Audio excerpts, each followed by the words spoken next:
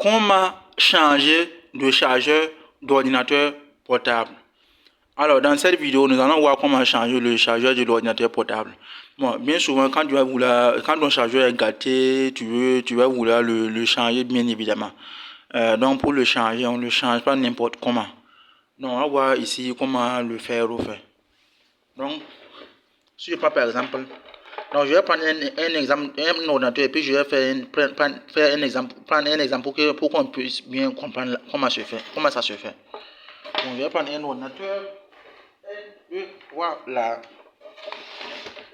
Donc, je suis en face d'un ordinateur comme ça, un ordinateur portable. Maintenant, voici le chargeur original de l'ordinateur portable, ou bien au moins un chargeur qui chargeait bien l'ordinateur portable. Donc, soit le chargeur original, ou bien un chargeur qui charge déjà, qui a déjà servi à charger l'ordinateur portable. Donc, ce chargeur, c'est le chargeur original de l'ordinateur portable. Bon, il le charge également. Donc, je vais prendre ce chargeur. Donc, voici, c'est un chargeur HP. Gros bout. Donc, ce que je vais faire, pour changer ce chargeur s'il ne fonctionne pas, au cas où ce chargeur n'est plus bon et que je vais le changer, je vais d'abord regarder les cartes. Je dois d'abord connaître les caractéristiques de sortie de ce chargeur, de ce boîtier. Donc, je vais regarder. Donc, les caractéristiques de ce boîtier, le plus souvent, elles sont écrites sur une fiche signalétique derrière, en tout cas sur une partie, sur une face du boîtier. Et si vous ne l'avez pas, ça peut être fourni sûrement avec la documentation de l'ordinateur. Donc, il faut partir voir la documentation de l'ordinateur, les éléments les documents qui ont suivi l'ordinateur lors de l'achat, parce que on peut avoir ces indications sur ces documents. Donc, ici, nous, on va lire directement ce qu'on doit avoir comme sortie. Donc, ici, tu vas venir regarder, tu dois connaître seulement la tension de sortie du chargeur et puis l'intensité de sortie du chargeur. Donc, la tension de sortie d'ici et puis l'intensité de sortie d'ici. Et c'est ce boîtier qui va les fournir. Et ça sera noté sur ce boîtier. Donc, ce que tu vas faire, si tu ne connais pas cette tension de sortie et cette tension de sortie puis cette intensité de sortie, tu vas venir regarder sur ce boîtier. Donc, quand on va venir sur ce boîtier, bon, il faut que j'inverse. On va voir ici.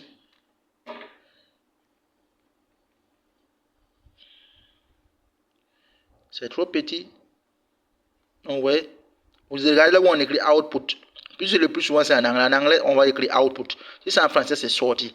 Mais ici, comme c'est en anglais, on va écrire output. Donc, si vous regardez au niveau du output, là, output ici, vous voyez que 18,5 volts. Ça veut dire que la tension de sortie, c'est 18,5 volts. Ça veut dire que votre chargeur doit fournir normalement à l'ordinateur 18,5 volts. Donc, 3,5 ampères. 3,5 A là, ça veut dire 3,5 ampères. Ça veut dire quoi? Ça veut dire que votre chargeur doit fournir à l'ordinateur normalement une intensité électrique de 3,5 ampères. Maintenant, le symbole qui se trouve entre 18,5 volts et puis 3,5 volts, là, c'est pour dire que c'est continu au fait. Donc, un courant continu, une tension continue, tout. Donc, c'est ce que ça doit envoyer à l'ordinateur. Donc, maintenant, si on veut changer ce chargeur, on va aller prendre un chargeur qui a les mêmes sorties au fait. Ce n'est pas l'entrée qu'on regarde. Là où on a écrit input, ce n'est pas ça qu'on regarde. On regarde là où on écrit output. Donc pour le nouveau chargeur, là, on doit regarder ces informations aussi. La sortie du chargeur, c'est combien pour la tension et puis c'est combien pour l'intensité. Donc on va comparer si ce sont les mêmes. Donc on voit que ça, c'est 18,5 volts. Donc le nouveau chargeur doit avoir une tension de sortie de 18,5 volts et une intensité de sortie de 3,5 ampères. Donc c'est ce que ça doit respecter. Maintenant, si ça dépasse légèrement, selon les ordinateurs, si ça dépasse légèrement 18,5 volts, ça peut accepter ou faire. On va accepter, l'ordinateur va fonctionner bien évidemment. Est-ce que vous voyez? Mais pour certains ordinateurs, même quand ça dépasse un peu, ou même ça ne vaut même pas, ça ne vaut pas un peu seulement là. Donc s'il y a un plus qui est là, ou même s'il y a un petit plus qui est là en termes de tension électrique, ou même s'il y a un petit moins qui est là en termes de tension électrique, autrement, d'ici par exemple, on passe de. Au lieu d'avoir 18,5 volts, on a 18,6 volts pour le nouveau chargeur. Ou même au lieu d'avoir 18,5 volts, on a 18,4 volts pour le nouveau chargeur. Quand on va brancher, l'ordinateur peut refuser cette tension. Donc ça ne va rien faire à l'ordinateur. Et le plus souvent, là où vous branchez le truc, le chargeur, et qu'il y a un moyen qui doit s'allumer, le plus souvent, si ça n'accepte pas, ça ne va pas s'allumer au fait. C'est pour vous indiquer que vous avez branché un chargeur. Et maintenant, le problème, ça vient vraiment de la tension. Maintenant, l'intensité. Le plus souvent, bon, même si l'intensité ça ne vaut pas, ce n'est pas vraiment grave. Il faut que ça s'approche. Mais même si ça ne vaut pas tellement, ce n'est pas tellement grave. Mais il faut que l'intensité de sortie du chargeur, nouveau chargeur là, s'approche un peu de 3,5 volts. Mais le plus souvent, ce n'est pas vraiment très important. Enfin, là où c'est très important, c'est au niveau de la tension électrique. Et puis il faut la puissance. Donc vous voyez qu'ici ils ont écrit 65 watts. Donc, wide range input. Donc, ça, c'est la puissance maximale au fait, supportée par l'ordinateur au fait, par le chargeur. Donc, la puissance maximale, donc, au niveau de la, donc, c'est cette puissance maximale qui doit fournir à l'ordinateur. Donc, votre nouveau chargeur doit fournir une puissance maximale là, de 65 watts à l'ordinateur. Ça ne doit pas dépasser les 65 watts. Donc, la puissance, c'est la tension électrique fois l'intensité électrique. Donc ici, c'est 18,5 volts fois 3,5 ampères. Donc je crois que ça fait 64,75. Et ils ont arrondi ça à 65. Donc 64,75 watts. Et ils ont arrondi ça à 65 watts. Donc maintenant, comme tu sais que la tension de sortie du nouveau chargeur doit être égale à 18,5 volts, là tu dois te forcer pour trouver une tension. Un chargeur qui a une tension de sortie de 18,5 volts et une intensité électrique qui s'approche de 3,5 ampères. Si c'est égal, c'est bon. Si ça s'approche aussi, ça peut marcher. Donc c'est comme ça qu'on doit changer le chargeur au fait. Donc maintenant, si je prends ici. Donc par exemple ici, il faut que je branche pour que vous voyez. Je vais d'abord brancher cette prise ce connecteur là à la prise électrique et puis je vais faire allumer le voyant qui indique que que la charge du chargeur a bel et bien lieu. Donc j'arrive un instant, je vais passer ça tout de suite.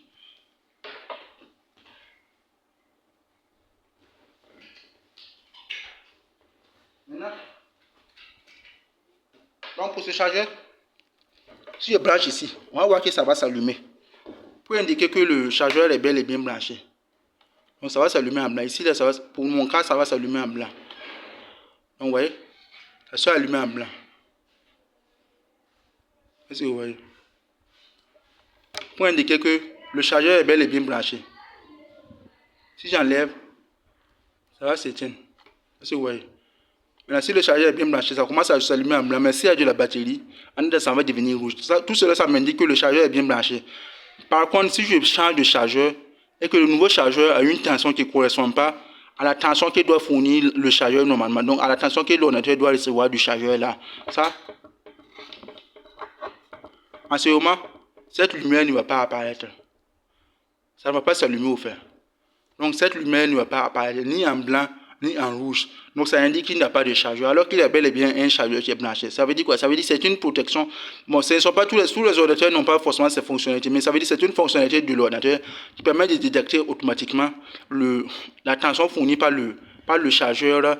Et puis cette fonctionnalité va permettre maintenant de faire des comparaisons. Si cette tension fournie par le chargeur là est une bonne tension, c'est-à-dire elle égale à la tension normale que ça doit fournir à l'ordinateur là, en ce moment l'ordinateur va l'accepter et vous allez voir ici que ça va s'allumer. En blanc ou en rouge, ça dépend. En blanc, si c'est plein, si c'est plein ou même s'il n'y a pas de batterie. Et en rouge, si la batterie n'est pas pleine, ou même si la batterie est là et qu'elle n'est pas pleine.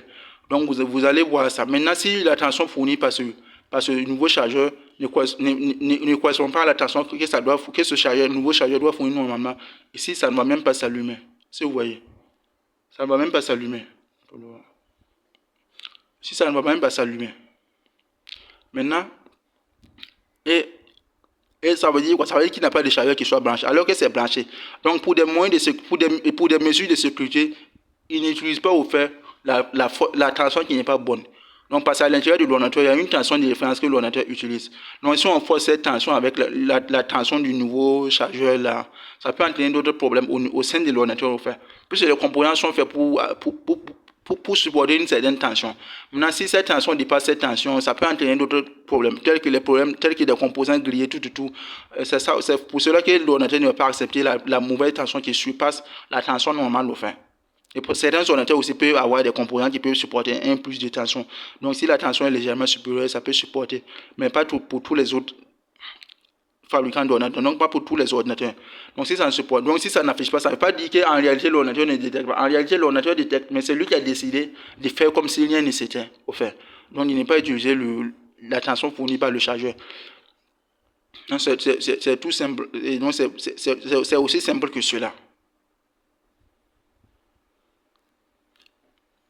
Donc, c'est important d'avoir une tension de sortie du nouveau chargeur qui est égale à la tension de sortie de l'ancien chargeur.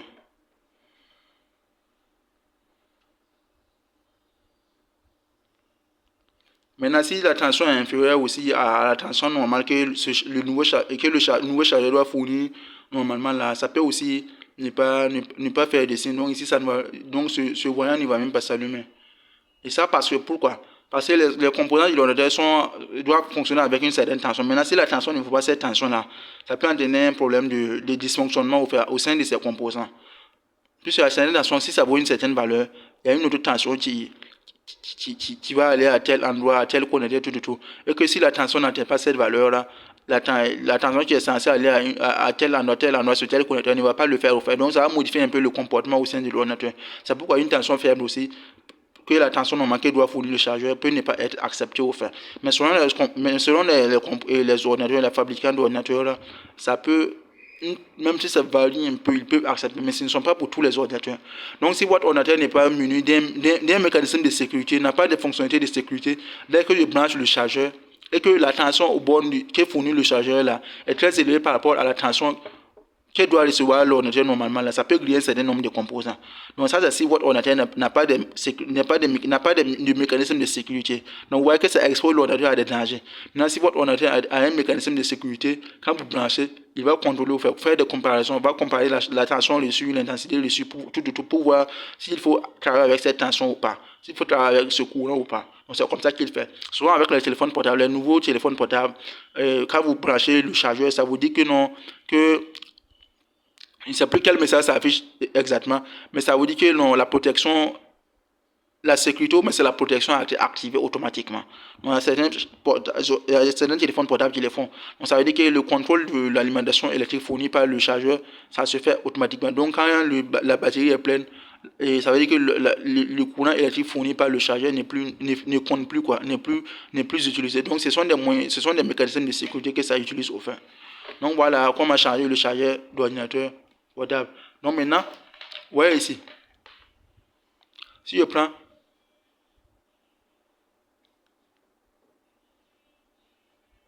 je regarde ici, output, au niveau des outputs là, ça c'est un autre boîtier de chargeur. Donc si je prends ici, ouais, output, c'est là-bas que je dois regarder pour le nouveau chargeur. Donc là où on écrit output ou bien sortie, donc 12 volts.